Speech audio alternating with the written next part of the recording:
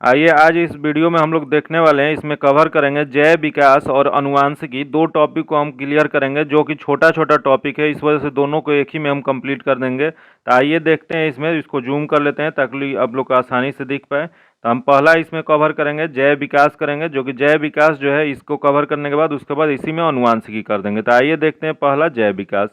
प्रारंभिक निम्न कोटि के जीवों से क्राइम परिवर्तन द्वारा अधिकाधिक जीवों की उत्पत्ति को जैव विकास कहा जाता है। इसी को अंग्रेजी में हम लोग ऑर्गेनिक इवोल्यूशन कहते हैं, जो कि जीव जंतु की रचना, कार्यकी और रासायनिक या भ्रूणी विकास, वितरण आदि में विशेष क्रम और आभासी संबंध के आधार पर सिद्ध किया गया है।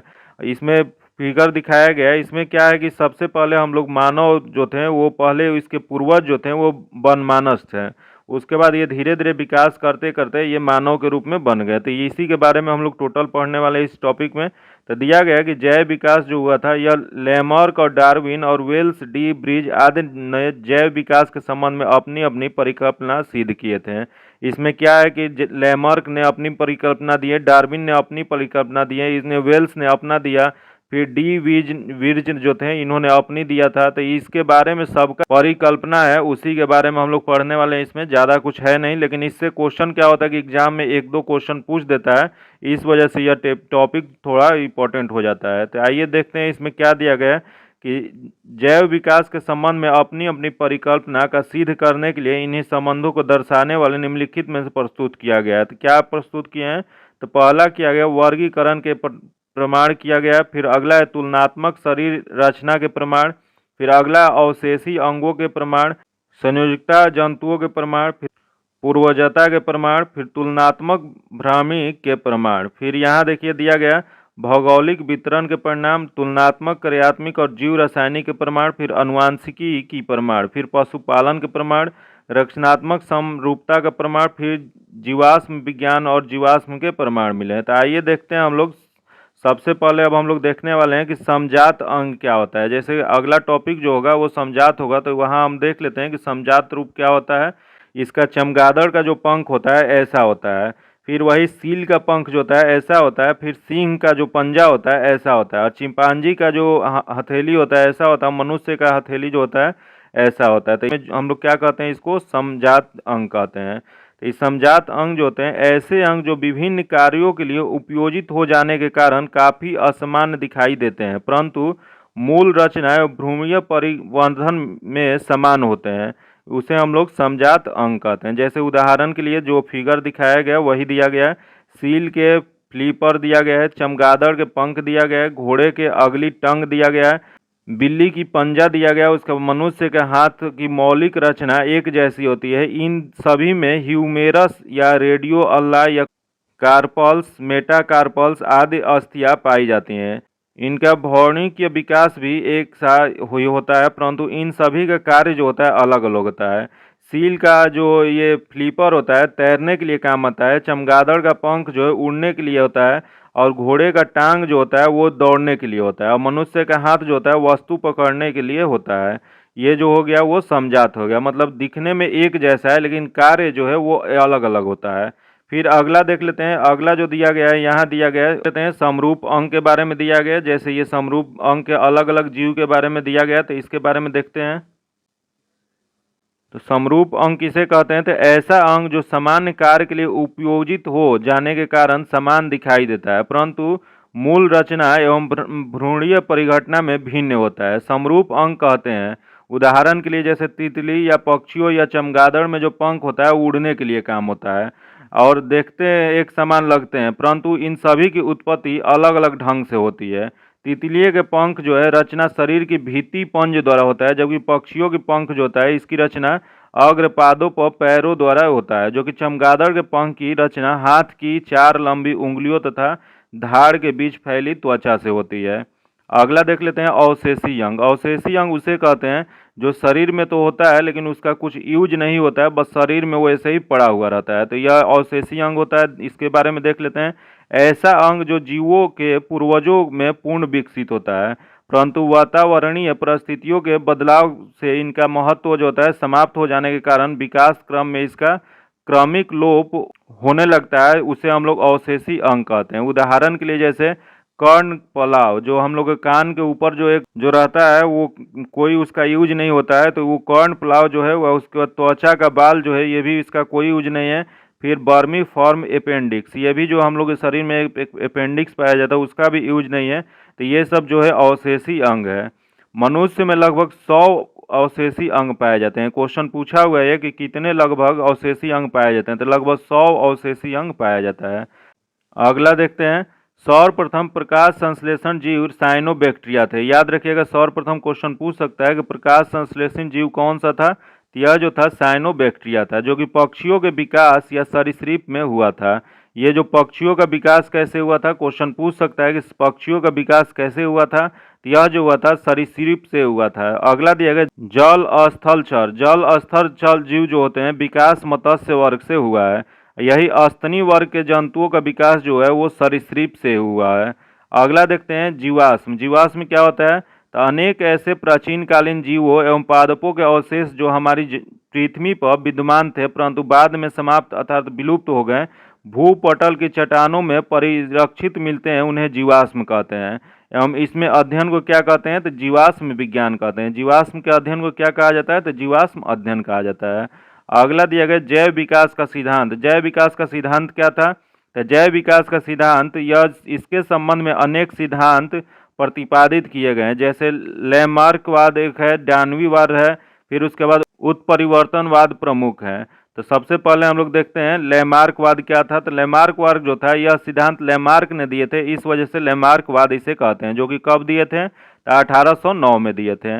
इन्होंने अपनी पुस्तक फिलोसफिक जूलॉजिक में इन्होंने लिखा था इसके बारे में, तो इसी से ये पुस्तक नाम पड़ा, क्वेश्चन पूछ सकता है फिलोसफिक जूलॉजी किसकी रचना है, तो यह जो रचना है लेमार्कवाद की है, लेमार्क की है। अगला देखते हैं, दिया गया इसमें, इस सिद्धांत के अनुसार जीवों एवं उनके अंगों वातावरणीय परिवर्तन के सीधा प्रभाव पड़ता है। इसके कारण जीवों में विभिन्न अंगों का उपयोग घटता बढ़ता रहता है। अधिक उपयोग में आने वाले अंगों के विकास अधिक और कम उपयोग में आने वाले अंगों का विकास कम होता है। क्वेश्चन ये पूछा हुआ है कि किसने यह कहा था कि जिस अंग का ज़्यादा उपयोग करेंगे वो ज़्यादा अगले पीढ़ी में जाएगा, और जिस चीज़ का हम लोग कम करने लगते हैं तो वो कम जाता है। तो यह किस विद्वान ने कहे थे, तो यह जो कहे थे लेमार्क ने कहे थे। अगला देखते हैं, दिया गया उपयोग का सिद्धांत जो है, इसी को हम लोग उपयोग का सिद्धांत भी कहते हैं, जो कि इस प्रकार जीवों द्वारा उपार्जित लक्षणों की वंशगति होती है, जिसके फलस्वरूप नई नई जातियां बन जाती है। उदाहरण के लिए जैसे जिराफ का गर्दन का ऊंचा होना या लंबा होना, ये भी इसी के कारण है। अगला देख लेते हैं, नोट में कुछ दिया गया, तो दिया गया उपार्जित लक्षणों का अध्ययन क्या कहलाता है, तो इसे हम लोग कहते हैं टेटोलॉजी कहलाता है। याद रखिएगा, उपार्जित लक्षणों का अध्ययन क्या कहलाता है, तो टोंटोलॉजी कहलाता है। अगला देख लेते हैं, अगला जो है डार्विनवाद है। डार्विन ने एक सिद्धांत दिया था, उसी को हम लोग डार्विनवाद कहते हैं।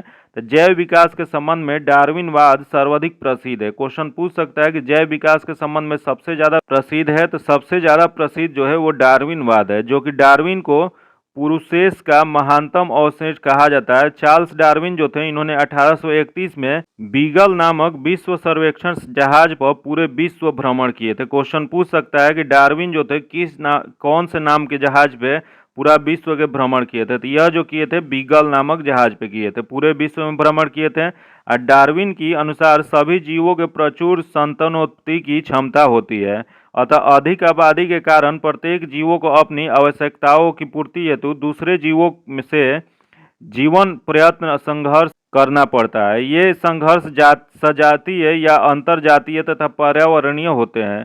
दो सजातीय जीव आपस में बिल्कुल समान नहीं होते हैं, ये विभिन्न इन्हें इनके जनकों से वंशानुक्रम में मिलते हैं। कुछ विभिन्नताएं जीवन संघर्ष के लिए लाभदायक होती हैं, जैसे दिया गया है कि जबकि कुछ अन्य हानिकारक भी होते हैं। जीवों में विभिन्न वातावरणीय दशाओं में अनुकूल होने पर भी बहुमुखी जीवन संघर्ष में सफल होते हैं। अगला देख लेते हैं, क्या दिया गया है। यहाँ दिया गया उपयोगी विभिन्नताओं पीढ़ी दर पीढ़ी इकट्ठी रहती हैं और काफ़ी समय बाद उत्पन्न जीवधारियों के लक्षण मूल जीवधारियों से इतने भिन्न हो जाते हैं कि नई जाति बन जाती है। यही यहाँ देखिए दिया गया अगला नव डार्विनवाद। नव डार्विनवाद क्या था, यह जो था डार्विन के पश्चात इनके समर्थकों द्वारा डार्विनवाद को जीनवाद के ढांचों में ढाल दिया गया, उसे हम लोग नव डार्विनवाद कहते हैं। जब डार्विन ने अपना प्रस्तुत किए उसके बाद इनके बाद जो उनके समर्थक ने फिर उसको और संशोधन करके उसमें प्रस्तुत किए, उसी को हम लोग नव डार्विनवाद कहते हैं। इनके अनुसार क्या हुआ, तो इनके अनुसार जो था जाति का कई कारकों का एक साथ प्रभाव पड़ता है, जिसमें इस जाति से नई जाति बन जाती है। ये कारक हैं जैसे विविधता है, उत्परिवर्तन है, उसके बाद प्रकृति वरण है, जनन है। इस प्रकार के नौ डार्विन के अनुसार जीन में साधारण परिवर्तनों के परिणाम स्वरूप जीवों की नई जातियों बनती है, जिसमें जीन परिवर्तन के कारण विभिन्न बढ़ जाते हैं, विभिन्नताएं बढ़ जाती हैं। अगला देख लेते हैं, दिया गया उत्परिवर्तनवाद। उत्परिवर्तनवाद क्या था? यह सिद्धांत वस्तुतः हांगो डी वीज द्वारा प्रस्तावित किया गया था। याद रखिएगा, क्वेश्चन पूछ सकता है उत्परिवर्तनवाद किसने दिया था, तो यह जो दिए थे हांगो डी ब्रिज ने प्रतिपादित किया था। इस सिद्धांत के मुख्यतः 5 प्रमुख तत्व थे। इसमें मुख्यतः 5 प्रमुख तत्व थे, वो कौन कौन थे देख लेते हैं। इसमें पहला दिया गया कि नई जीव जातियों की उत्पत्ति लक्षणों में छोटी छोटी एवं स्थिर विभिन्नताओं की प्रकृति चयन द्वारा पीढ़ी दर पीढ़ी संचय और क्रमिक विकास के फलस्वरूप नहीं होती हैं, बल्कि यह क्या होते हैं, यह जो होते हैं उत्परिवर्तनों के फलस्वरूप होते हैं। दूसरा दिया गया, अगला देख लेते हैं। इस प्रकार के उत्पन्न जाति का प्रथम सदस्य कौन से होते हैं, तो इसके सदस्य जो होते हैं उत्परिवर्तन कहलाते हैं, जो कि यही उत्परिवर्तन लक्षण के लिए शुद्ध नस्ल का होता है। अगला दिया गया देख लेते हैं, दिया गया उत्परिवर्तन अनिश्चित होते हैं। याद रखिएगा, उत्परिवर्तन जो होते हैं अनिश्चित होते हैं, ये किसी एक अंग विशेष में अथवा अनेक अंगों में एक साथ उत्पन्न हो सकते हैं। अगला दिया गया, सभी जीव जातियों में उत्परिवर्तन की प्रवृत्ति होती है। अगला देख लेते हैं क्या दिया गया है, तो अगला दिया गया, जाति के विभिन्न सदस्यों में उत्परिवर्तन भिन्न भिन्न होते हैं। याद रखिएगा, जाति के विभिन्न सदस्य जो होते हैं उनमें उत्परिवर्तन भिन्न भिन्न हो जाते हैं। अगला देख लेते हैं क्या दिया गया, तो अगला दिया गया, उपयुक्त उत्परिवर्तनों के फलस्वरूप अचानक ऐसे जीवधारी उत्पन्न हो जाते हैं जो जनक से पहले अधिक भिन्न हो कि उन्हें एक नई जाति माना जा सके। यही था आज का। एक इसमें नोट करके दिया गया है कि इनमें जीन के भीतर अनुक्रम आधार परिवर्तन उत्परिवर्तन कहलाते हैं। जीन के भीतर जो अनुक्रम आधार परिवर्तन होते हैं उसी को हम लोग उत्परिवर्तन कहते हैं। आगे देखते हैं, जो कि आगे अब अनुवांशिकी के बारे में देखने वाले हैं। यहाँ देख लेते हैं, मेंडल ने अपने प्रयोग के मटर के 7 लक्षण जो दिए थे, ये आगे हम लोग इसके बारे में पढ़े हैं। कौन कौन से लक्षण दिए थे, तो पहला दिए गए थे पौधे की लंबाई के बारे में, दूसरा दिए थे बीज की आकृति, तीसरा दिए थे बीज का रंग, चौथा दिए थे पुष्प का रंग, अगला दिए थे पुष्प की स्थिति, अगला दिए थे फली का रंग, अगला दिए थे फली की आकृति। ये 7 के बारे में हम लोग पढ़ना है। 7 के बारे में एक एक करके हम देखते हैं क्या दिया गया है इसमें। अगला टॉपिक देखने वाले अनुवांशिकी, जिसमें मेंडल के 7 मटर के बारे में जो नियम दिए थे उसके बारे में भी आगे हम लोग पढ़ेंगे। तो आइए देखते हैं अनुवांशिकी के बारे में। अनुवांशिकी क्या होता है, तो वे लक्षण जो पीढ़ी दर पीढ़ी संचलित होती हैं उन्हें वो अनुवांशिकी लक्षण कहते हैं। अनुवांशिकी लक्षण के पीढ़ी दर पीढ़ी संचरण की विधियों और कारणों के अध्ययन को अनुवांशिकी कहा जाता है। जो कि अनुवांशिकी के बारे में सर्वप्रथम जानकारी किसने दिया था, तो सर्वप्रथम जानकारी ऑस्ट्रिया के निवासी ग्रेगर जोहन मेंडल ने दिए थे। यही मेंडल के नियम के बारे में यहाँ चर्चा किए थे। तो इस मेंडल के नियम के बारे में हम आगे देखेंगे। इसी के कारण उन्हें अनुवांशिकी के पिता कहा जाता है। क्वेश्चन पूछ सकता है कि अनुवांशिकी के पिता किसे कहा जाता है, तो यह जो कहा जाता है मेंडल को कहा जाता है। अगला दिया गया, अनुवांशिकी जेनेटिक शब्द विलियम वाटसन, जीन शब्द विल्हेंसन जोहानसन ने दिया था। ये क्वेश्चन पूछ सकता है कि अनुवांशिकी शब्द सर्वप्रथम किसने दिया था, तो यह जो दिए थे विलियम वाटसन ने दिए थे, जबकि जीन शब्द किसने दिया था, तो ये जो दिए थे विल्हेल्म जोहानसन ने दिए थे। याद रखिएगा, ये क्वेश्चन बार बार रिपीट क्वेश्चन है। अगला क्वेश्चन देखते हैं, अनुवांशिकी संबंधी प्रयोग के लिए मेंडल ने मटर के पौधे का चुनाव किए थे। और जो अनुवांशिकी के संबंधी प्रयोग जो किए थे मेंडल ने, वो मटर के पौधे का चुनाव किए थे, जो कि यहाँ जो फिगर था उसी के बारे में था। थोड़ा जूम कर लेते हैं ताकि आप लोगों को आसानी से दिखाई दे। तो ये मटर के जो पौधे पे वो उन्होंने बताए थे, वो 7 लक्षण के बारे में बताए थे। वो कौन कौन सा था, तो यहाँ पौधे की लंबाई के बारे में बताए थे, जो कि प्रभावी जो हुआ था लंबा होगा, अप्रभावी में बौना हो जाएगा। अब वही दिए थे कि बीज की आकृति अगर हो तो वह गोल हो जाएगी, अगर प्रभावी हो जाए तो, अगर ना हो तो वो झुर्रीदार हो जाएगी। फिर अगला था कि बीज का रंग जो है, बीज का रंग कैसा हो जाएगा, तो ये प्रभावी जो हो जाएगा पीला हो जाएगा, और अप्रभावी हो तो हरा हो जाएगा। अगला है पुष्प का रंग, पुष्प का रंग कैसा होगा, तो ये बैगनी हो जाएगा, अगर वो नहीं हो, अगर अप्रभावी रहे तो यह सफ़ेद हो जाएगा। अगला है पुष्प की स्थिति कैसी होगी, यह कक्षस हो जाएगी, अगर अप्रभावी रहे तो अग्रस्त हो जाएगी। वही अगर फली का रंग कैसा होगा तो हरा हो जाएगा, ये पीला हो जाएगा। अगला ये फली कैसी होगी, फली की आकृति तो फैली हुई होगी और यह सिकुड़ी हुई होगी। इसी के बारे में आइए फिर देखते हैं टॉपिक पे। यहाँ उसी के बारे में दिया गया पूरा कि एक संकरीय क्रस कैसे इन्होंने किए थे, तो दिया गया है यहाँ देखते हैं क्या दिया गया। तो मेंडल ने पहले एक जोड़ी फिर दो जोड़ी विपरीत गुणों की वंशानुगति का अध्ययन किए, जिन्होंने क्रमशः एक संक्रिय और द्विसंक्रिय क्रॉस कहते हैं। तो देख लेते हैं एक एक के बारे में यहाँ कि एक संक्रिय क्रॉस जब किए थे, मोनोहाइब्रिड क्रॉस कहते हैं उसे, तो यह जो किए थे मेंडल ने एक संक्रिय क्रॉस के लिए लंबे टीटी और बौने टीटी के बीच क्रॉस करवाएं, जो निम्न परिणाम प्राप्त हुआ था। इसमें प्राप्त जो हुआ था ये आपको पीडीएफ में दे देंगे, आप लोग देख लीजिएगा। इसमें कुछ ज़्यादा नहीं होता है, इससे ज़्यादा क्वेश्चन पूछता नहीं है, जिससे क्वेश्चन पूछता है वो हम कवर करा देते हैं। अगला दिया गया है द्विसंक्रिय। द्विसंक्रिय क्रॉस क्या होता है, डाई हाइब्रिड क्रॉस। तो इसमें मेंडल ने द्विसंक्रिय क्रॉस के लिए गोल तथा पीले बीज का प्रयोग किए थे, जो कि हरे और झुर्रीदार बीज से उत्पन्न पौधे को क्रॉस कराया, जिसमें गोल तथा पीले बीज प्रभावी होता है। तो इसमें जो ये करवाए थे यहाँ, जैसे क्रॉस जो करवाए थे यहाँ गोल तथा पीले क्रॉस लिए थे एक बीज, उसके बाद झुर्रीदार तथा हरा लिए थे। ये दोनों को एक दूसरे से जब क्रॉस कराएं तो इसकी जो प्रकृति बनी वो ये बना था। तो ये भी इसमें क्या बना था, मादा युग्मक बना था।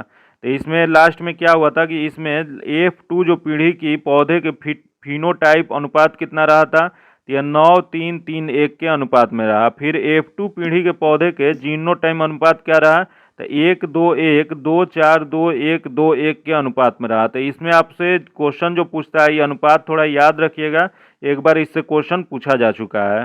अगला देख लेते हैं, उपयुक्त दोनों प्रकार के प्रयोगों के आधार पर मेंडल ने आनुवंशिकता संबंधी कुछ नियम दिए, जिन्हें मेंडल के आनुवंशिकता के नियम के नाम से जाना जाता है। इन नियमों में से पहला और दूसरा नियम जो था एक संक्रिय क्रॉस के आधार पर, और तीसरा नियम जो था द्विसंक्रिय क्रॉस पर आधारित था।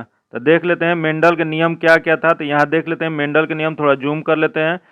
जो पहला नियम था वो था प्रभाविकता के नियम। तो प्रभाविकता के नियम में था एक जोड़ा विपवर्तनीय गुणों वाले शुद्ध पिता या माता के संकरण करने से प्रथम पीढ़ी में प्रभावी गुण प्रकट होता है, जबकि अप्रभावी गुण छिप जाता है। प्रथम पीढ़ी में केवल प्रभावी गुण ही दिखाई देता है, लेकिन अप्रभावी गुण जो होता है उपस्थिति आवश्यक रहता है, यह गुण दूसरी पीढ़ी में प्रकट होता है। अगला देख लेते हैं, दिया गया था पृथक्करण का नियम। पृथक्करण के नियम में क्या कहते हैं, तो इसमें कहते हैं लक्षण कारकों के जोड़ों के दोनों कारक युग्म बनाते समय पृथक हो जाते हैं और इनमें से केवल एक कारक ही किसी एक युग्म में पहुंचता है। इस नियम को युग्मों का शुद्धता का नियम भी कहते हैं। अगला दिया गया है जो था नियम स्वतंत्रता अपव्यून का नियम। ये जो नियम था, ये नियम में क्या होता है, जब दो जोड़ी विपरीत लक्षणों वाले पौधे के बीच संकरण कराया जाता है तो दोनों लक्षण का पृथक्करण स्वतंत्र रूप से होता है। एक लक्षण की वंशानुगत दूसरे की प्रभावित नहीं करता है। यहाँ देख लेते हैं, थोड़ा इंपॉर्टेंट कुछ दिया गया कि जीव जंतु दिया गया, उसमें क्या होता है कि उसमें गुणसूत्र की संख्या कितनी होती है। एस्केरिस जो होता है उसमें गुणसूत्र की संख्या 2 होती है, और मच्छर में कितने होते हैं, तो 6 होते हैं। उसके बाद घरेलू मक्खी में कितने होते हैं, तो 12 होते हैं। उसके बाद मटर में कितने होते हैं, तो मटर में 14 होते हैं। अगला देख लेते हैं प्याज। प्याज में गुणसूत्र कितने होते हैं, तो 16 होते हैं। मक्का में 20 होते हैं, जबकि टमाटर में 24 होते हैं। मेढक में 26 होते हैं, और नींबू में 18 से 36 होते हैं। उसके बाद बिल्ली में 38 होते हैं, चूहा में 40 होते हैं। उसके बाद देख लेते हैं, चूहा जो होता है एक माउस होता है, एक रैट होता है। तो रैट में 42 होते हैं और माउस में 40 होते हैं। उसके बाद गेहूं जो होता है उसमें 42 होता है। उसके बाद खरगोश में 44 होता है, मनुष्य में 46 होता है, जबकि आलू में 48 होता है। उसके बाद चिंपैंजी जो होता है, चिंपैंजी में भी 48 होता है, जबकि तंबाकू में भी 48 होता है, और घोड़ा में 64 होता है, जबकि कुत्ता में 78 होता है। उसके बाद कबूतर में 80 होता है। उसके बाद टेरिडोफाइट्रस जो होते हैं उसमें 1300 से 1600 होता है। तो सबसे ज़्यादा किस में होता है, तो सबसे ज़्यादा टेरिडोफाइट्रस में होते हैं, जबकि सबसे कम किस में होते हैं, तो सबसे कम एस्केरिस में होते हैं, जो कि 2 होते हैं। तो याद रखिएगा, ये सब जो था इससे क्वेश्चन एक क्वेश्चन फिक्स रहता है, पूछ देता है। तो इसको आप जरूर पीडीएफ से रिवीजन कीजिएगा, क्योंकि इससे क्वेश्चन आना ही आना है। आइए देखते हैं अगला क्या दिया गया। तो अगला दिया गया, डब्ल्यू वाटसन ने 1905 में सर्वप्रथम जेनेटिक्स नाम का उपयोग किया था। क्वेश्चन पूछ सकता है कि जेनेटिक्स नाम का सर्वप्रथम किसने प्रयोग किया था, तो यह जो प्रयोग किए थे वाटसन ने किए थे। फिर जोहानसन जो थे, जोहानसन ने 1909 में सर्वप्रथम जीन शब्द का प्रयोग किया था। जीन शब्द का सर्वप्रथम किसने प्रयोग किया था? तो जोहानसन ने 1909 में किए थे। फिर यही क्वेश्चन है अगला, फिनोटाइप। फिनोटाइप क्या होता है? तो फिनोटाइप जो होता है जीवधारियों की जो लक्षण प्रत्यक्ष रूप से दिखाई पड़ते हैं उसे हम लोग फिनोटाइप कहते हैं। क्वेश्चन पूछ सकता है कि फिनोटाइप क्या होता है? तो फिनोटाइप जो होता है जीवधारियों के जो लक्षण प्रत्यक्ष रूप से दिखाई पड़ते हैं उसे हम लोग फिनोटाइप कहते हैं। अगला दिया गया जीनोटाइप। जीनोटाइप क्या होता है? तो जीनोटाइप जो होता है जीवधारियों को अनुवांशिक संगठन को उसकी जीनोफाइट कहते हैं, जो कि कारकों या जीन को बना होता है। क्वेश्चन पूछ सकता है कि जीनोफाइट क्या है? तो जीवधारियों के अनुवांशिक संगठन का उसको जीनोटाइप कहते हैं, जो कि कारकों या जीन का बना होता है। अगला देख लेते हैं, दिया गया युग्म विकल्पी। युग्म विकल्पी क्या होता है? यह जो होता है एक ही गुण के विभिन्न विप्रपाई रूपों को प्रकट करने वाले लक्षण कारकों के एक दूसरे को युग्म विकल्पी या एलपी कहलाते हैं, सॉरी एलील कहलाते हैं। उसके बाद दिया गया यहाँ सहलंगता। लीकेज क्या होता है? तो एक ही गुणसूत्र पर स्थित जीनों की एक साथ वंशगत होने की प्रवृत्ति पाई जाती है। जीनों की इस प्रकृति को हम लोग सहलंगता या लीकेज कहते हैं। अगला देख लेते हैं, दिया गया जबकि जीन जो होता है जो एक ही गुणसूत्र पर स्थापित होते हैं और एक साथ वंशानुगत होते हैं उन्हें संलग्न जीन कहते हैं। लिंग संलग्न जीन जो होते हैं लिंग संलग्न गुणों की एक पीढ़ी से दूसरे पीढ़ी में ले जाते हैं।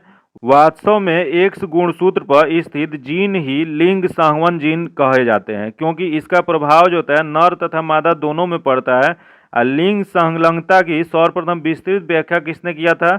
यह जो किए थे मार्गन ने किए थे। मार्गन ने कब किए थे? तो 1910 में किए थे। जो कि मनुष्यों में कई लिंग संवहन गुण है, जैसे कि रंग वर्धनता, फिर अगला है गंजापन, अगला हीमोफीलिया, अगला मायोपिया, अगला हाइपोट्राइकोसिस। ये जो है ये एक पीढ़ी से दूसरे पीढ़ी में होने वाले गुण है, इस वजह से इसे हम लोग लिंग संलग्नता गुण कहते हैं। अगला दिया गया लिंग संलग्न गुण जो है या स्त्रियों की अपेक्षा पुरुष में ज़्यादा प्रकट होता है। क्वेश्चन पूछ सकता है कि सबसे ज़्यादा किस में पाया जाता है, पुरुष या महिला में? तो सबसे ज़्यादा जो पाया जाता है वो पुरुष में पाया जाता है। अगला देख लेते हैं, यहाँ जीन के बारे में कैसे होता है उसके बारे में बताया कि इनसाइड द सेल, सेल के अंदर जो ये सेल होता है उसमें से जो ये होता है जीन उसी को कहते हैं क्रोमोजोम होता है। क्रोमोजोम में क्रोमोजोम के बाद जो इसमें डीएनए और न्यूक्लियोटाइड होता है उसके बाद इसमें जो होता है उसे हम लोग जीन कहते हैं। अगला देख लेते हैं मानव अनुवांशिकी, ह्यूमन जेनेटिक क्या होता है? तो मानव अनुवांशिकी जो है गुणसूत्र जो कि नामकरण किसने किया था? तो डब्ल्यू वाल्टेयर ने 1888 में किया था। क्वेश्चन पूछ सकता है कि क्रोमोजोम या गुणसूत्र का नामकरण किसने किया था? तो यह डब्ल्यू वाल्टेयर ने किया था। अगला देख लेते हैं, दिया गया है गुणसूत्रों में पाए जाने वाले अनुवांशिकी पदार्थ को जीनोम कहते हैं। क्वेश्चन पूछ सकता है कि अनुवांशिकी पदार्थ में जो गुणसूत्र में अनुवांशिकी पदार्थ पाया जाता है उसे किस नाम से जानते हैं? तो उसे हम लोग जानते हैं जीनोम के नाम से। जीन इन्हीं गुणसूत्रों पर पाया जाता है। अगला है गुणसूत्रों के बाहर जीन यदि कोशिका द्रव के कोशिकांग में होती है तो उसे क्या कहा जाता है? तो उसे हम लोग प्लाज्मा झिल्ली कहते हैं। यही क्वेश्चन पूछ दे कि 1956 ईस्वी में किसने जीन की आधिकारिक विचारधारा दी थी? तो ये जो दिए थे एस बेंजर ने दिए थे। दिया गया है कि 1956 में एस बेंजर जो थे इन्होंने जीन की आधुनिक विचारधारा दी। इसके अनुसार जीन का कार्य की इकाई क्या कहलाता है? तो ये कहलाता है सिस्ट्रॉन कहलाता है। अगला दिया गया सिस्ट्रॉन की उपवर्गीय इकाई क्या कहलाता है? तो ये कहलाता है म्यूट्रॉन कहलाता है। पुनः संयोजकता की इकाई को हम लोग रेकॉन कहते हैं। अगला देखते हैं मानव में 20 आवश्यक अमीनो एसिड पाए जाते हैं। क्वेश्चन पूछ सकता है कि कितने मानव में आवश्यक एमिनो एसिड पाए जाते हैं? तो वह जो पाए जाते हैं 20 एमिनो एसिड पाए जाते हैं। अगला दिया गया आर्थर केनबर्ग। आर्थर केनबर्ग जो थे 1962 ईस्वी में डीएनए पॉलीमेरेज नामक एंजाइम की खोज की, जिसके सहायता से डीएनए का संश्लेषण होता है। अगला दिया गया मनुष्य में लिंग निर्धारण कैसे होता है? तो मनुष्य में लिंग निर्धारण जो होता है, मनुष्य में गुणसूत्रों की संख्या जो होती है 46 होती है। प्रत्येक संतान की समझता गुणसूत्रों के प्रतीक जोड़ी की एक गुणसूत्र अणुओं के द्वारा माता से तथा दूसरा शुक्राणु के द्वारा पिता से प्राप्त होता है। अगला देख लेते हैं शुक्राणु क्या होता है। शुक्राणु में अर्धसूत्री विभाजन द्वारा दो प्रगट के शुक्राणु बनते हैं, जिनमें 23वीं जोड़ी का एक्स गुणसूत्र आता है, अर्थात 22 + एक्स, और आधे वे जो जिनमें 23 जोड़ी में वाई गुणसूत्र आते हैं, जिसे हम लोग 22 वाई कहते हैं। ये जो होता है नारियों में एक समान प्रकार के गुणसूत्र अर्थात नारियों में जो पाया जाता है वो 22+X पाया जाता है, जबकि 22+X जो होता है वाले अंडाणु में पाए जाते हैं, जो कि महिला में जो होती हैं उसे हम लोग अंडाणु कहते हैं। वही निषेचन के समय यदि अंडाणु के गुणसूत्र वाले शुक्राणु से मिलते हैं तो उसे युग्म जाइगोट कहा जाता है, जो कि 23वीं जोड़ी जो होते हैं एक से एक होगी और इससे बनने वाली संतान जो होगी लड़की होगी। अगर एक्स एक्स हो जाता है तो वो जो संतान बनेंगी वो लड़की होगी, जबकि एक्स वाई जो होते हैं वो जब बनते हैं तो वो लड़के होते हैं। यहाँ वही दिया गया है कि एक्स वाई जो होते हैं वो गुणसूत्र युग्म बनाने वाले संतान जो होते हैं लड़के होते हैं। पुरुष का गुणसूत्र संतान में लिंग निर्धारण के लिए उत्तरदायी होता है। क्वेश्चन पूछ सकता है कि लिंग निर्धारण के लिए किसका गुणसूत्र उत्तरदायी होता है, तो यह जो होता है पुरुष का गुणसूत्र जो है यह लिंग निर्धारण के लिए उत्तरदायी होता है।